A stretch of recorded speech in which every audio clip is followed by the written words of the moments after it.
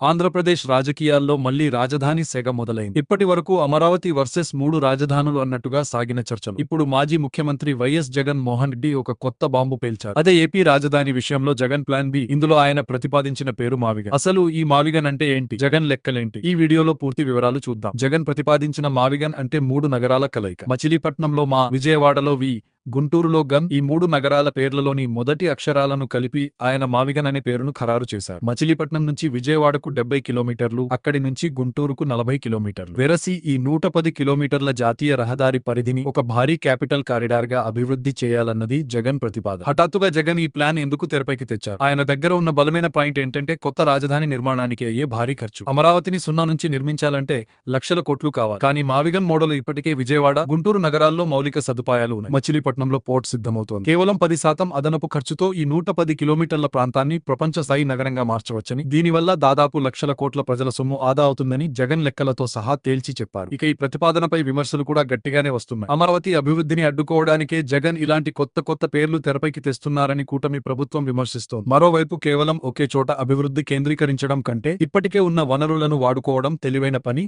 అని వైసీపీ నాయకులు సమర్థిస్తున్నారు. మొత్తానికి రాజధాని అంశం ఆంధ్రాలో ఎప్పుడూ ఒక ఎండమిలాగే కనిపిస్తోంది.